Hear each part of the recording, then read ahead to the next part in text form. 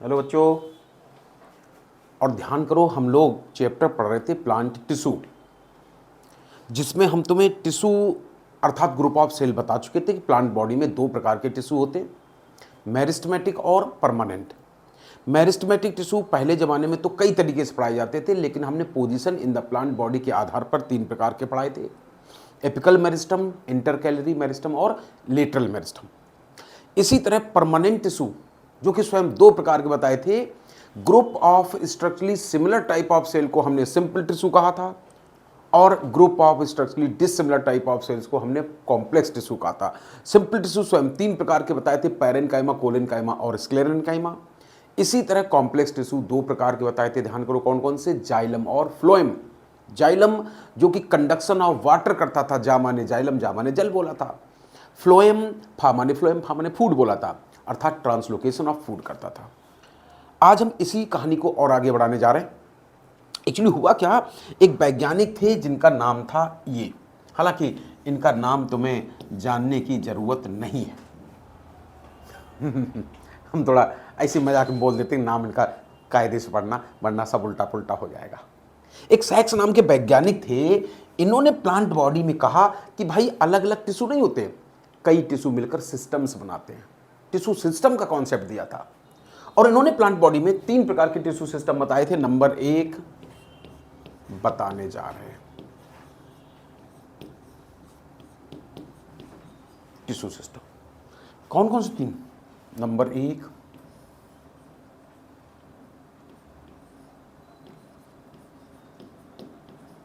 Epidermal tissue system, ठीक, ये बताया था। दोबारा हम बताएंगे, दूसरा बताया था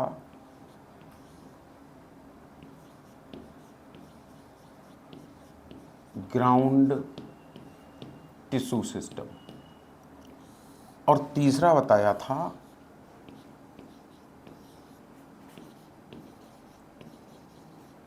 वैस्कुलर टिश्यू सिस्टम। सैक्स ने प्लांट बॉडी में तीन प्रकार के टिश्यू सिस्टम दिए थे। पहला नाम है एपिडर्मल टिश्यू सिस्टम, और हम तुम्हें बताना चाहते हैं सिस्टम हिंदी में कहते हैं तंत्र। तंत्र जो कई चीजों से मिलकर बनता है, जैसे कोचिंग एक सिस्टम, टीचर हैं, स्टूडेंट हैं, वर्कर हैं, स्वीपर हैं, तमाम कंप्यूटर ऑपरेटर से लेकर हेल्पर हैं। तो एपिडर्मल टिश्यू सिस्टम नाम बताता है, बेशक इसमें कई चीजें आती होंगी, हम तुम्हें अभी दिखाएंगे कि एपिडर्मल टिश्यू सिस्टम में स्वयं इतनी चीजें आती हैं। नंबर एक, एपिडर्मिस।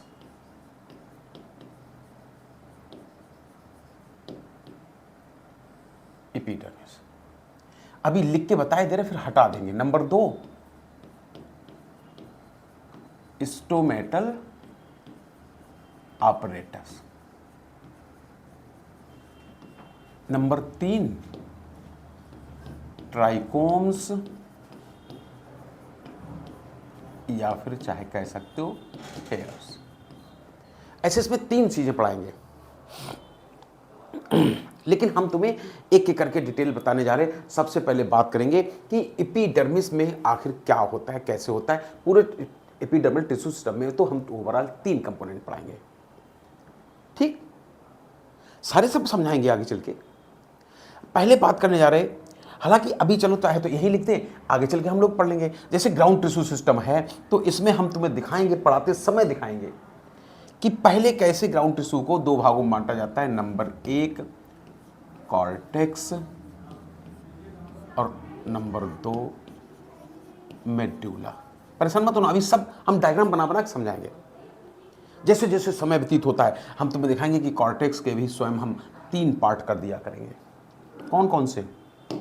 नंबर एक हाइपोडर्मिस, अभी सब दिखाएंगे तुम्हें डायग्राम में। नंबर दो जनरल कॉर्टेक्स, ये हमने अपनी तरफ से बना दिया।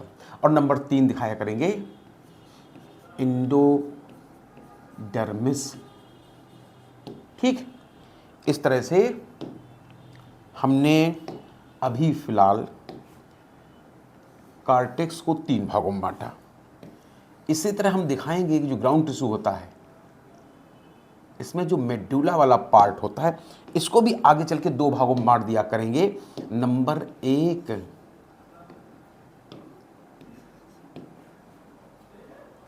डायग्राम से समझ में आएगा, कुछ नहीं समझ आएगा। नंबर 1 पेरीसाइकिल और नंबर 2 पित्त। देखो हमने अपने कॉन्सेप्ट में यहां मेडुला लिख दिया, जबकि पित्त जो है इसी का दूसरा नाम मेडुला होता है। लेकिन हमने क्यों लिखा है वो उसकी कोई वजह है, तो इसलिए अब हम इसको हटा के यहाँ कुछ और लिखे दे रहे हैं, यहाँ स्टील लिखे दे रहे हैं। कभी कभी तो डेफिनेशन पूछी जाती है, लेकिन ये सारी चीज़ें तुमको डायग्राम से ही समझ में आएंगी। इसी तरह जब वैस्कुलर टिश्यू सिस्टम पढ़ाएंगे तो दिखाएंगे कि वैस्कुलर टिश्यू सिस्टम के बनने में 3 कंपोनेंट भाग लेते हैं। नंबर 1 जाइलम, नंबर 2 फ्लोएम, और इन दोनों के बीच में हो भी सकता है और नहीं भी हो सकता है, एक कंपोनेंट हो भी सकता है और नहीं भी हो सकता है, जिसका नाम है कैम्बियम। कैम्बियम हो भी सकता है और नहीं भी हो सकता है। इसी आधार पर बताएंगे कि वैस्कुलर बंडल ओपन टाइप है कि क्लोज टाइप है। थोड़ा सा इसको खिसका लें तो थोड़ा दूर लिख दें तो ठीक लगेगा, ऐसे सीधा लिख दें, ऐसे खराब लग रहा। चलो कैम्बियम, ठीक। तो इस तरह से हम तुम्हें अभी पूरी प्लांट बॉडी में 3 प्रकार के टिश्यू सिस्टम दर्शाने जा रहे हैं। Epidermal tissue system, ground tissue system और वैस्कुलर टिश्यू सिस्टम। आगे चल के जो कुछ लिखा है ये डायग्राम जब देखोगे तभी समझ में आएंगे। सबसे पहले हम लोग बात करने जा रहे हैं एपिडर्मिस की, ठीक। देखो क्या होती है एपिडर्मिस। फर्स्ट कंपोनेंट था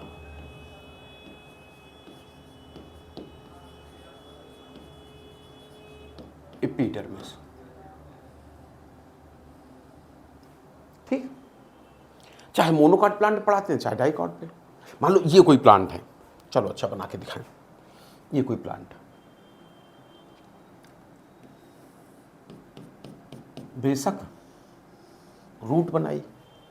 अब इतना ही देख के बता सकते हैं हम लोग डाइकॉट पढ़ने जा रहे हैं कि मोनोकॉट। डाइकॉट प्लांट, स्टेम बनाया। तुम भी जानते हो कि डाइकॉट स्टेम पर ज़्यादा स्पष्ट नोड इंटरनोड नहीं दिखाई पड़ती। लीफ बनाई, और हम लोग को आइडिया है कि डाइकॉट लीफ में रेटिकुलेट विनेशन होता है ना, ऐसे रेटिकुलेट विनेशन होता है ऐसे, ठीक। हालांकि एंजियोस्पर्म को तुम जानते हो फ्लावरिंग प्लांट को 2 क्लास में बांटा जाता है, डाइकॉटिलिडनस प्लांट और monocotyledonous plant. Fibrous root system किसका करेक्टर है? मोनोकॉट का। और मोनोकॉट में स्टेम भी बड़ा डिस्टिंक्ट, बड़ा स्पष्ट नोड इंटरनोड वाला होता है। और इनकी जो लीफ होती है वो भी हम लोग जानते हैं कैसी विनेशन वाली होती है, पैरेलल विनेशन वाली होती है ऐसे, ठीक। चलो यहाँ तक की कहानी सबको पता हो गई। हम ये कहना चाहते हैं, एपिडर्मिस पढ़ाने जा रहे हैं। देखो ऐसा हमारा कोई बॉडी पार्ट नहीं, चाहे हेड हो, चेस्ट हो, एब्डोमेन हो, लिम्ब हो, जहां स्किन ना हो, हमारे पूरे शरीर पर हमें प्रोटेक्शन देने के लिए, धूल मिट्टी से हमारे प्राणों की रक्षा करने के लिए भगवान ने एक आउटर मोस्ट लेयर बनाई, एपिडर्मिस बनाई, स्किन बनाई। डर्मा मन स्किन होता है।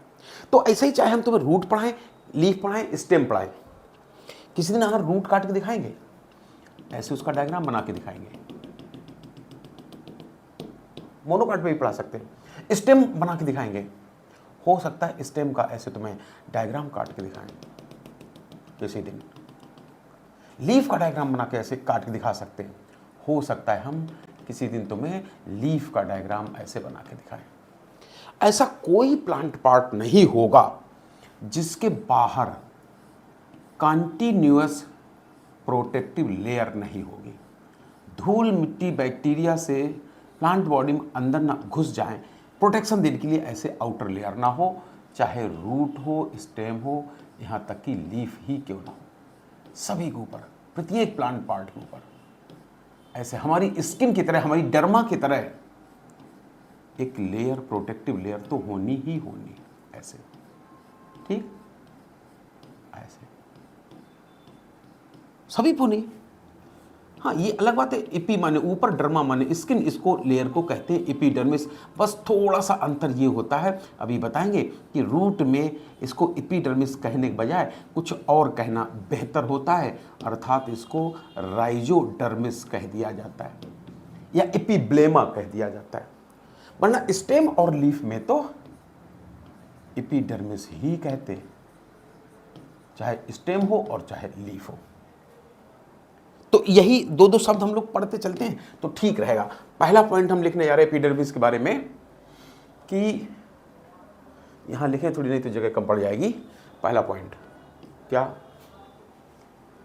किसी भी प्लांट पार्ट के ऊपर ये होती है outer most,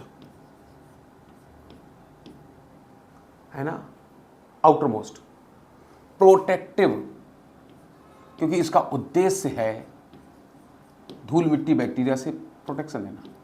outer most protective, सुरक्षा देने का काम होती है। Compactly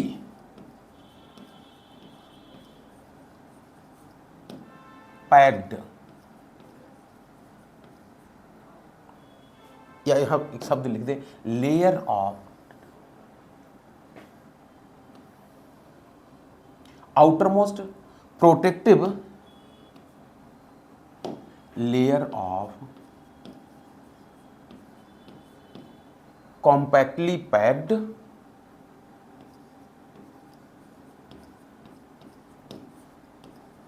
parenchymatous sales.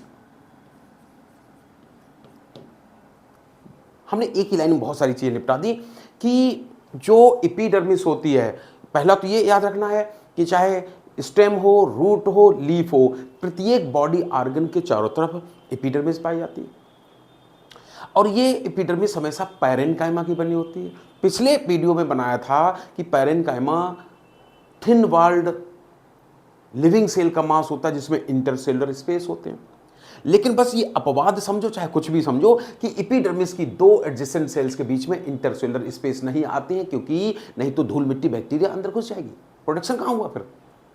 यहां सेल्स कॉम्पैक्टली पैक्ड होती है, सोच रहा, पैरेन्काइमा की बनी होती है, बावजूद इसके दो एडजेसेंट सेल्स के बीच में इंटरसेलुलर स्पेस यहां नहीं पाया जाता है। तो थिन वॉल्ड सेल्स की प्रोटेक्टिव लेयर है, और जिसको हमने कहा था एपिडर्मिस। एक बात तुमसे कहा करते हैं, अब तो तुम्हें पढ़ाई नहीं जाता है, हमको कुछ एग्जाम्पल पढ़ाए जाते थे, याद तुम मत कर लेना, फाइकस, नेरियम, पेप्रोमिया, जिनमें मल्टी लेयर्ड एपिडर्मिस होती थी, वरना एपिडर्मिस तो यूजुअली सिंगल लेयर्ड ही होती है।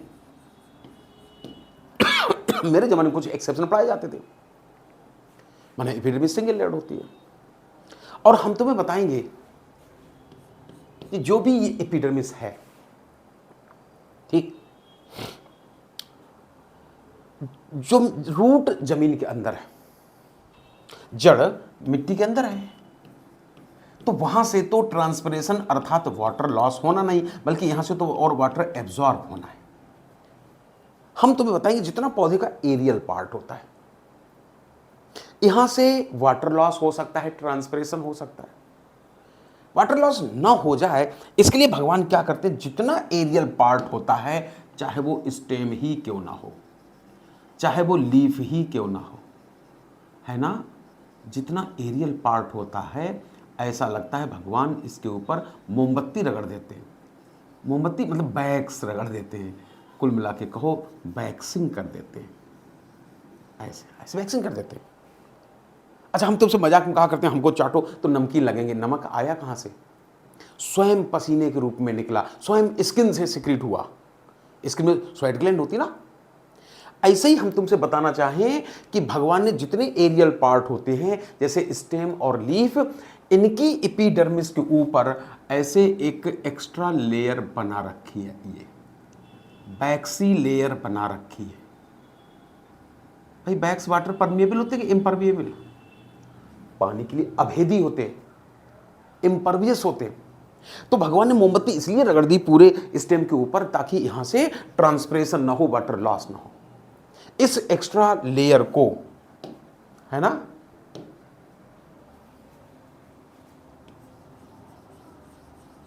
आउटर वैक्सी लेयर को क्यूटिकल कहते हैं। क्या कहते हैं? स्पाउट क्यूटिकल कहते हैं, क्यूटिकल।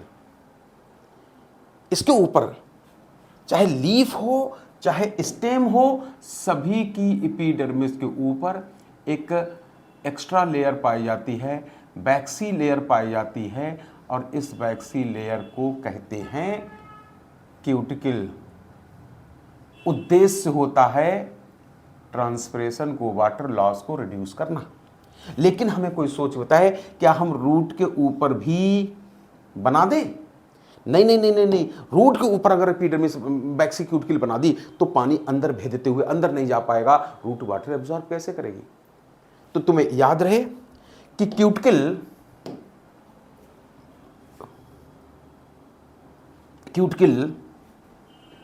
अरे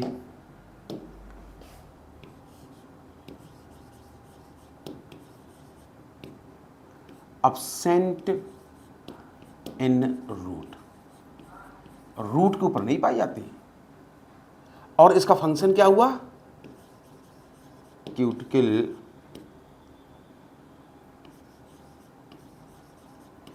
रिड्यूसेस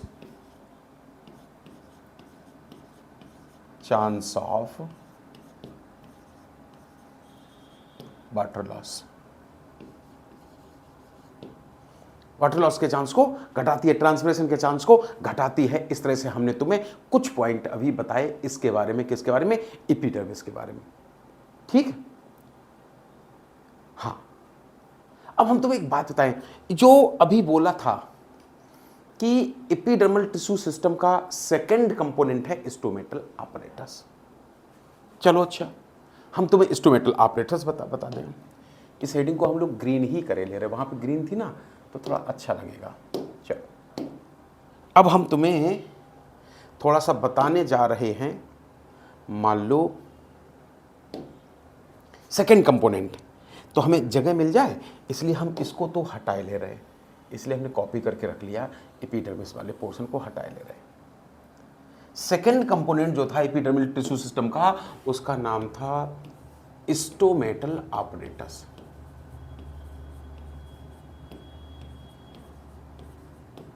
शॉर्ट फॉर्म लिख दिया, जगह कम है, स्टोमेटल apparatus। ठीक,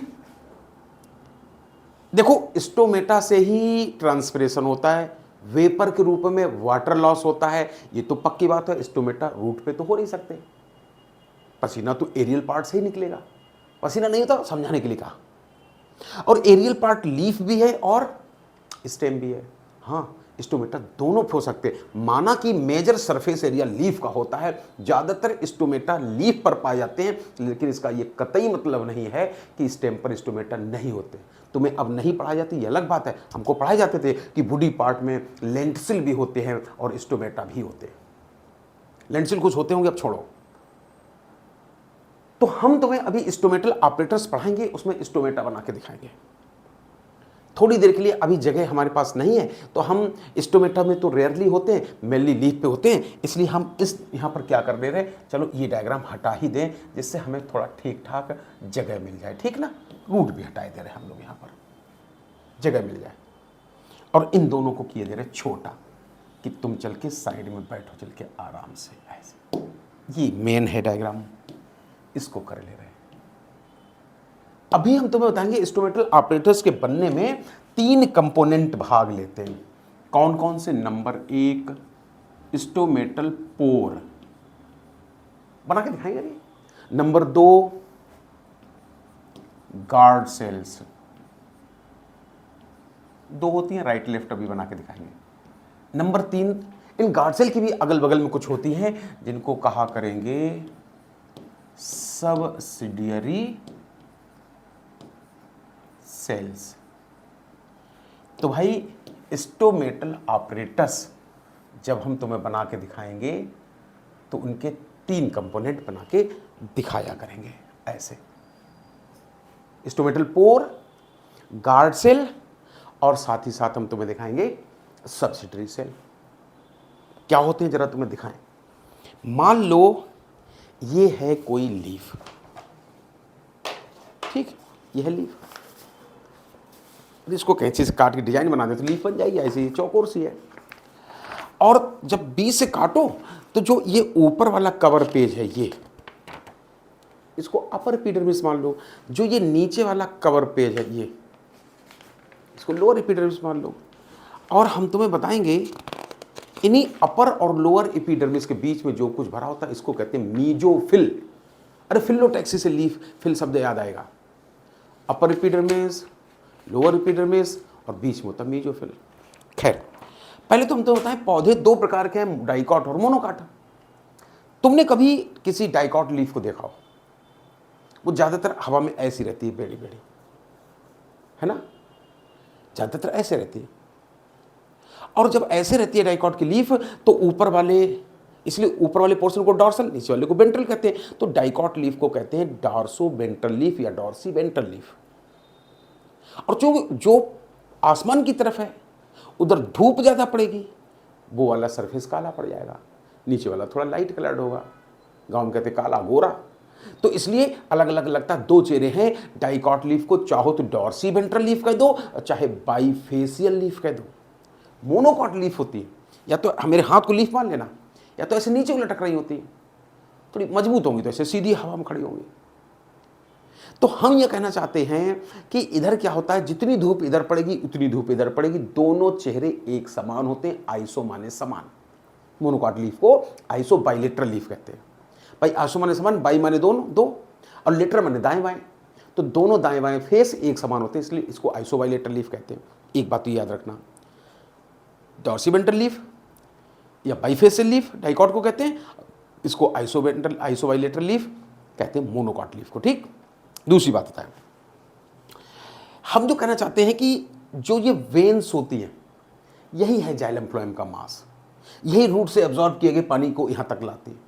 तो इन्हीं के पास पोर होते हैं जिनको कहते हैं हम स्टोमेटा। तो जहाँ वेन वहाँ पोर, जहाँ वेन वहाँ पोर। इसलिए हम तुम्हें बताना चाहते हैं कि इन लीफ में जो स्टोमेटा होते हैं वो छितरे वितरे होते हैं, स्कैटर्ड होते हैं, क्योंकि इनमें पैरेलल रेटिकुलेट वेनेशन जो ठहरा। यहाँ पर क्या हुआ, जहाँ वेन वहाँ स्टोमेटा, जहाँ वेन वहाँ स्टोमेटा, तो सारे स्टोमेटा एक दूसरे के पैरेलल होंगे। किसमें? पैरेलल वेनेशन वाले में। यहाँ स्कैटर्ड होते पैरेलल। दूसरी बात ये भी कह रहे थे कि डाइकॉट लीफ जो होती है चूंकि ऐसे होती है, ऊपर धूप ज़्यादा पड़ेगी, ट्रांसपिरेशन का, वाटर लॉस का चांस ज़्यादा है। मान लो कहीं ज़्यादा पानी उड़ गया, पौधा तो सूख ही जाएगा, डिहाइड्रेट हो जाएगा। भगवान ये चाहते नहीं कि ज़्यादा ट्रांसपिरेशन हो। तो भगवान ने क्या किया, ऊपर सरफेस पर स्टोमेटा गिनती में कम बनाए, ना के बराबर बनाए। जितने भी स्टोमेटा बनाए सब नीचे की तरफ बनाए, नीचे धूप कम पड़ती है। इसलिए डाइकॉट लीफ को बाइफेसियल लीफ के अलावा हाइपोस्टोमेटिक लीफ भी कहते हैं। तो हम कह रहे जब इतनी टेंशन थी तो स्टोमेटा बनाई काहे के लिए? नहीं नहीं नहीं नहीं, स्टोमेटा हटा नहीं सकते हो, क्योंकि मत भूलना स्टोमेटा से ट्रांसपिरेशन तो होता ही है। स्टोमेटा का प्राइमरी फंक्शन ट्रांसपिरेशन ही है, वेपर के रूप में वाटर लॉस करना ही है। लेकिन फोटोसिंथेसिस के समय जो ऑक्सीजन बनती है वो इन्हीं स्टोमेटा से बाहर आती है। फोटोसिंथेसिस के समय जो CO2 रिक्वायर होती है इन्हीं स्टोमेटा से जाती है। तो स्टोमेटा गैसेस एक्सचेंज में भी मदद करते हैं, इसलिए स्टोमेटा गायब नहीं कर सकते पूरी तरह। तो dorsoventral leaf, bifacial leaf, hypostomatic leaf, monocot leaf, isobilateral leaf, दोनों तरफ बराबर धूप, बराबर वाटर लॉस के चांस, क्यों ना स्टोमेटा गिनती में बराबर रखे जाए। तो इसलिए आइसोबाइलेटरल लीफ जो है एम्फी स्टोमेटिक होती हैं। एम्फी माने दोनों तरफ, स्टोमेटा की गिनती दोनों तरफ बराबर होती है। ठीक, एक बात तो इनमें पैरेलल भी है और एम्फी स्टोमेटिक है। दूसरी बात हम ये कह रहे थे कि मान लो ये कोई लीफ थी, अब यहां कोई पेन नहीं दिख रहा, नहीं तो हम तुम्हें अभी बना के फटाफट दिखाते। अब सोचो ये फर्श मान लो, जैसे कोई सड़क बना रहे हो, रोड बन रही हो, उसमें तमाम ब्रिक्स इस्तेमाल की हुई, ईंट इस्तेमाल की हुई, प्रत्येक ईंट को एक सेल मान लो और बीच में कुछ डिजाइनदार सेल इस्तेमाल कर दी जाए, डिजाइनदार ब्रिक्स इस्तेमाल कर ली जाए। तो है ये अपने आप में एपिडर्मिस। चलो बोर्ड बना के दिखाते हैं। अच्छा, ऐसे समझो कि जब ये एपिडर्मिस बना रहे थे तो सारे ब्रिक्स एक जैसे थे, लेकिन ये जो ओपनिंग बनाई है इनके इर्द गिर्द की ब्रिक्स कुछ डिजाइनदार हैं। चला अलग बना के दिखा दें। ऐसे समझो डाइकॉट का कोई स्टोमेटा बना के दिखाएं तो तुम समझ जाओगे कि ऐसा लगता है ये जो पोर है, ऐसे इनके दाएं बाएं जो सेल्स होती हैं, ये दिखने में एक तो किडनी जैसी होती है। एक सेल अगर अलग कर दें तो लगता है ऐसी किडनी जैसी होती है, पहली बात। और इन्हीं दो सेल्स के बीच में जो कुछ अब हमने दिख रहा है तुम्हें, ये बीच में ये है पोर, स्टोमेटल पोर। तो इस तरह से हमने अभी गार्ड सेल बनाई है। भाई दरवाजा होगा उसी के चौकीदार होंगे। बस गार्ड सेल बनाते समय ये ध्यान रखा जाता है कि इनकी जो ये आउटर वाल है, बाहर वाली सेल वाल है, ये थिन बनाई जाती है, जबकि ये पोर के इर्द गिर्द की अर्थात ये दीवार थिक बनाई जाती है। इनर वाल थिक और आउटर वाल थिन होती है, ऐसे ऐसे। इससे क्या फायदा? इससे फायदा है, अभी थोड़ी देर में बताएंगे, ठीक। इन गार्ड सेल के दाएं बाएं अब जो सेल बनाने जा रहे हैं हम, चलो बना रहे हैं ये जो ये ऐसे, मान लो ये कोई सेल बनाई हमने, मान लो ये कोई सेल बनाई हमने, मान लो ये कोई हमने सेल बनाई ऐसे। तो ये जो पोर है उसके दाएं बाएं दो ये गार्ड सेल हैं और उसके भी गार्ड सेल की भी जो अगल बगल में सेल बनाई। लिख दें क्या? चलो भाई, ये जो सेल बनाई इन्हीं को कहते हैं सबसिडियरी सेल। चाहे सबसिडियरी सेल कह दो और चाहे लोग एक्सेसरी सेल भी कहते हैं। ये सहायक कोशिकाएं हैं, किसी काम में सहायक है, अभी बताएंगे। और जो ये ब्लैक कलर से बनाई है यही इस दरवाजे को सुरक्षा करती हैं, अर्थात गार्ड सेल कहलाती है। इसके बाद अभी जैसे फर्श बनाते समय इसके बाद तुम चाहे जितने दूसरे ऐसे ईंटा इस्तेमाल कर लो, अर्थात एपिडर्मिस की ये अदर सेल्स हो गई। तो एपिडर्मिस के बनने में ऐसे तो बहुत सारी सेल्स भाग लेती होंगी, लेकिन हमने कहा कुछ एपिडर्मल सेल्स स्पेशलाइज्ड हो जाती हैं, जिनमें से कुछ गार्ड सेल कहलाती हैं और कुछ जो है स्टोमेटल सबसिडरी सेल्स कहलाती हैं। हाँ, ये कह रहे थे कि इनको सहायक सेल क्यों कहते हैं। एक्चुअली पूरी एपिडर्मिस में जितनी भी सेल होती है इनमें प्लास्टिड्स नहीं पाए जाते। बायोलॉजी है, साइंस ऑफ एक्सेप्शन कहलाती है। कुछ पौधे अपवाद हो सकते हैं, जैसे जो सायोफाइट्स होते हैं, छाया में उगने वाले पौधे होते हैं, या जो हाइड्रोफाइट्स होते हैं, पानी में उगने वाले पौधे होते हैं, जो है ना। तो इस तरह के कुछ पौधे छोड़ दिए जाएं, वरना यूजुअली किसी प्लांट की एपिडर्मल सेल्स में प्लास्टिड्स नहीं पाए जाते। लेकिन गार्ड सेल वो एपिडर्मल सेल्स होती है जिनमें प्लास्टिड्स होते हैं, अर्थात इनमें ग्रीन कलर का पिगमेंट भरा होता है उनमें प्लास्टिड्स में। जिनमें क्लोरोफिल होगा वो फोटोसिंथेसिस करते हैं। तो जब इनमें फोटोसिंथेसिस होता है तो इन गार्ड सेल का जो सेल सैप होता है, अरे भाई वैक्यूल के अंदर का जो पानी, वो गाढ़ा हो जाता है फोटोसिंथेसिस के प्रोडक्ट की वजह से, शुगर की वजह से। तो उससे क्या होगा, आसपास की सेल्स से पानी अंदर आ जाता है। पानी अंदर आ जाता है तो यहाँ टर्गर प्रेशर बढ़ता है। टर्गर प्रेशर की वजह से बाहर वाली दीवार पर एक प्रेशर पड़ता है, बाहर वाली दीवार फूल जाती है। और चूंकि क्या होता है, इनर वाल और आउटर वाल के बीच में जो सेलुलोजिक फाइब्रिल्स भगवान ने बनाए वो भी ऐसे रेडली अरेंज्ड बनाए ऐसे। तो ऐसे समझो, अगर हम यहाँ बाई चांस टी शर्ट पहने, शर्ट पहने होते और वहाँ पे यहाँ पे शर्ट तो बीच बटन लगी होती है, सोचो इधर कपड़ा इधर पकड़ खींचते, इधर वाला कपड़ा इधर पकड़ खींचते, तो यहाँ पर हमारा शर्ट ऐसे दूर हटने लगती है, ऐसा लगता है हमारी अंदर के कपड़े दिखने लग गए, स्टोमेटा खुल जाता। रेडियल फॉर्म में अरेंज होते हैं सेलुलोजिक सेल फाइब्रिल्स। तो हम ये कहना चाहते थे कि ऐसा लगता है कि आसपास की सेल से ही पानी आता है, तभी स्टोमेटा ओपन होते हैं। ये सहायक हैं स्टोमेटा के ओपनिंग में। हालांकि हम तो बताएं ये थ्योरी बहुत ज़्यादा एक्सेप्टेबल नहीं थी। जब बहुत डिटेल पढ़ाया जाता था तो एक स्टार्च शुगर इंटरकन्वर्जन थ्योरी पढ़ाई जाती थी, लेकिन सबसे जो मान्य थी वो आयनिक एक्सचेंज थ्योरी थी, जिसमें पोटेशियम आयन की वजह से स्टोमेटा का खुलना बंद होना सिखाया जाता था। लेकिन हमें चूंकि थोड़ा समझाना था कि सबसे यहाँ पर कुछ बातें याद रखनी है, फटाफट हम छोटा करके इसको किनारे कर दें और एक बार लिख के दिखा दें। बताओ अच्छा भाई, इसको किनारे कर दे थोड़ा और हमें ज़रा फटाफट बताना तो 2-4 पॉइंट कि ऐसे ही हम फटाफट लिख के दिखा दें तुम्हें, ऐसे लिख लें तो हम लोग आसानी हो जाएगी। एक तरफ ले ली हमने डाइकॉट लीफ और दूसरी तरफ ले ली हमने मान लो मोनोकॉट लीफ। देखें कौन समझ पाया।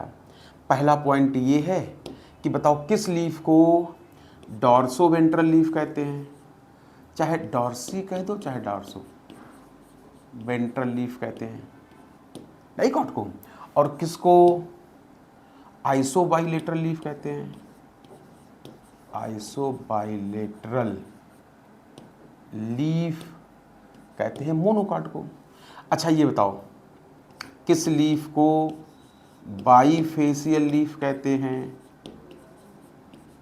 डाइकॉट को, और किसको हमने कहा था, चलो इसका तो दूसरा नाम नहीं था, इसको आइसोबाइलेटरल ही कहते थे।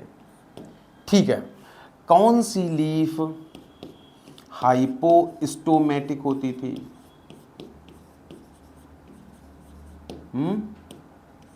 ये वाली। और कौन सी लीफ एम्फीस्टोमेटिक होती थी?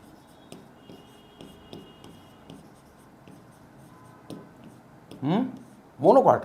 अच्छा, किसके गार्ड सेल किडनी शेप्ड होती थी?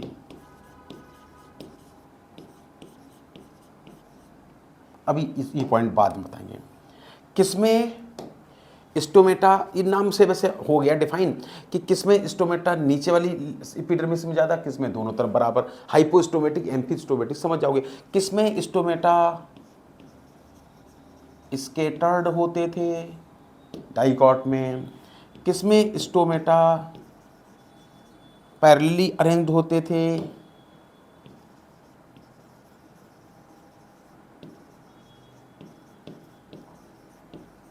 मोनोकॉट में।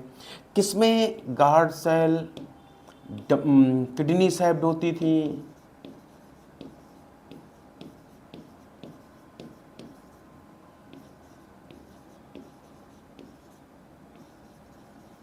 और किसमें गार्ड सेल डंबल शेप्ड होती थी?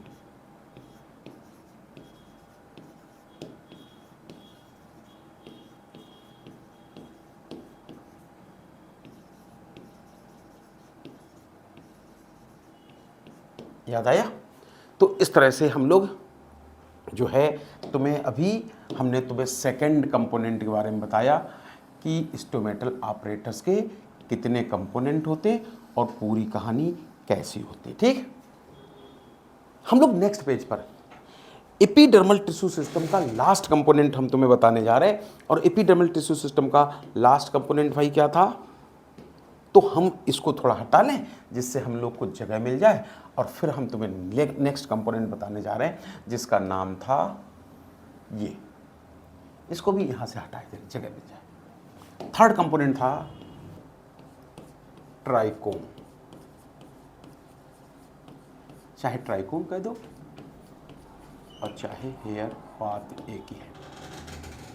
देखो तुमने कभी एक चीज देखी हो, कभी तुमने गेहूं का पौधा देखा, बांस का पौधा देखा, धान का पौधा देखा? जितने ये मोनोकॉट स्टेम होते हैं, आंखें बंद करके इनको छुओ, बड़े चिकने चिकने लगते हैं। लेकिन अगर तुम कद्दू के पौधे छुओ तो वो हमारी स्किन की तरह खुरदरा लगेगा, क्योंकि इस पे बाल है। जो ये डाइकॉट स्टेम होते हैं, अगर हम तुमको यहां से बीच से काट के दिखाएं तो अभी चलो इसको तो थोड़ा छोटा कर दें, पास कर देंगे तुम, चलो। अरे है ना, अगर डाइकॉट स्टेम काट के दिखाएं, बेशक बाहर तो आउटर प्रोटेक्टिव लेयर ही होगी। रूट काट के दिखाएं, बेशक बाहर तो आउटर प्रोटेक्टिव लेयर होगी। ये भी कहा था कि जो एरियल पार्ट होते हैं उनके ऊपर बैक्सी क्यूटिकल भी पाई जाती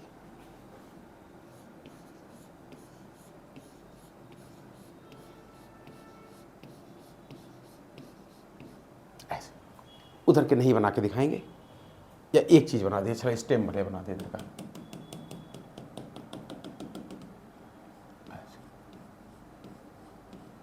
मोनोकॉट स्टेम। हमने गन्ना खाया है, गन्ना छीलो तो उंगलियों में कुछ वैक्स जैसा लग जाता है, चिकना चिकना, और वैसे ओवरऑल गन्ने को छुओ तो स्मूथ ही लगता है। तो कहना हम ये चाह रहे हैं कि चाहे मोनोकॉट स्टेम हो चाहे डाइकॉट स्टेम हो, एपिडर्मिस के ऊपर बैक्सी क्यूटिकल तो दोनों पे पाई जाती है, ठीक। और रूट पे तो पहले ही बता चुके, बैक्सी क्यूटिकल बना दोगे तो रूट वाटर एब्जॉर्ब कैसे करेगी। लेकिन बात ये कह रहे थे कि कद्दू का स्टेम खुरदरा, गेहूं या गन्ने का स्टेम चिकना क्यों है, क्योंकि यहां पर हम तुम्हें बताएं कद्दू के ऊपर, चलो लाल सेल्स में डाइकॉट स्टेम के ऊपर ऐसे कुछ पाए जाते हैं, ऐसे कुछ स्ट्रक्चर बन जाती है ऐसे ये, और इन्हीं को कहते हैं ट्राइकोम। हेयर भी कह सकते हो क्योंकि हेयर की स्टडी को ट्राइकोलॉजी ही कहा जाता है, लेकिन ज़्यादातर मल्टी सेलुलर होते हैं ये ट्राइकोम्स। ये ऐसे छुओ तो मुलायम लग सकते हैं, सॉफ्ट हो सकते हैं, छूने पर कांटे जैसे अर्थात स्टिफ हो सकते हैं। कभी कभी ये ऐसे हो सकते हैं हाईली ब्रांच्ड भी हो सकते हैं, और कभी कभी ये अनब्रांच्ड भी हो सकते हैं। तो इस तरह से जो स्टेम होते हैं उनके डाइकॉट स्टेम पर स्टेमिनल हेयर अर्थात ट्राइकोम्स होते हैं, जबकि मोनोकॉट के ऊपर स्टेम हेयर नहीं बनाए जाते। और रूट में क्या होता है, क्यूटिकल तो वैसे नहीं बनाएंगे, रूट की जो एपिडर्मल सेल्स हैं इनकी जो आउटर टेंजेंशियल वाल है, अरे जो इसके पैरेलल जो वाल है, इसमें ऐसी उंगली धसा दो, उंगली धसाओगे तो ऐसे ट्यूबुलर आउटग्रोथ से निकल आएगी। इसी ट्यूबुलर आउटग्रोथ से जो बनता है वो होता है रूट हेयर। ऐसे हालांकि प्रत्येक सेल पर नहीं पाया जाता, बीच बीच में कुछ सेल पर ऐसे पाए जाते हैं। तो रूट हेयर यूनिसेलुलर होते हैं, ये एपिडर्मल सेल्स की आउटर टेंजेंशियल बाल में ट्यूबुलर आउटग्रोथ के रूप में निकलते हैं। जितने ज़्यादा ऐसे रूट हेयर होंगे उतना ज़्यादा सरफेस एरिया होगा, रूट इधर से भी पानी एब्जॉर्ब करेगी, इधर से भी करेगी, इधर से भी करेगी, इधर से भी करेगी। तो रूट इनका मेन उद्देश्य होता है वाटर एब्जॉर्प्शन के लिए सरफेस एरिया बढ़ाना, इनकी ज़्यादा से ज़्यादा वाटर एब्जॉर्ब करना। और जो स्टेमिनल हेयर होते हैं इनका मुख्य उद्देश्य क्या होता है, तो तुमने देखा हो गांव देहात में ऐसे ही होता है, जब गर्मियों का सीजन आता है पापा कहते चल तेरा मुंडन करा दे, एसी लगवाने की बात नहीं करेंगे, बाल कटवा देंगे। तो होता क्या, जब तक बाल रहेंगे तब तक हवा हमारी स्किन के संपर्क में नहीं आएगी, मॉइस्ट एयर हटेगी नहीं, और अंदर से और स्वेटिंग नहीं होगी तो गर्मी लगती रहेगी। अगर ये बाल कटवा दिए जाए तो पंखा चलाते इसीलिए तो हमें सुगंध महसूस होता है, क्योंकि पंखा क्या करता है, हवा सर्कुलेट कराता है, ड्राई एयर स्किन के, तो बाल कटवा दो, ड्राई एयर स्किन के संपर्क में आएगी, और स्किन से जो पसीना निकला जिसकी वजह से उसके आसपास की स्किन मॉइस्ट होगी तो वो हट जाएगी, ड्राई आएगी, अंदर से और स्वेटिंग और कूलिंग इफेक्ट पैदा हो जाएगा। तो कहने का मतलब ये है कि जब तक ये बाल रहेंगे स्वेटिंग नहीं हो पाएगी, अर्थात क्यूटिकल हो चाहे ट्राइकोम्स, इनका मुख्य उद्देश्य होता है वाटर लॉस के चांस को घटाना, जबकि रूट हेयर का काम होता है वाटर एब्जॉर्प्शन को बढ़ाना। तो अभी तुम्हें हमने पूरा एपिडर्मल टिश्यू सिस्टम बताया कि उसके 3 कंपोनेंट बताए, एपिडर्मिस, स्टोमेटल आपरेटस और ट्राइकोम्स, और हेयर के बारे में बात बताई। कभी कभी तो ट्राइकोम्स सिक्रीटरी तक होते हैं, इनसे पॉइजनस फ्लूइड तक निकल सकता है। तो आज हम लोग इस वीडियो में इतना ही काम करेंगे। नेक्स्ट वीडियो में हम तुम्हें पहले ग्राउंड टिश्यू सिस्टम पढ़ाएंगे पूरा, कि क्या कॉर्टेक्स होता है, क्या मेड्यूला होता है, स्टील किसको कहते हैं, एंडोडर्मिस कहाँ से आती, और फिर इसके बाद जो पढ़ाएंगे उसमें हम पढ़ाएंगे तुम्हें पूरा वैस्कुलर बंडल का कॉन्सेप्ट। तो इसमें इतना ही पढ़ते हैं आज, ठीक।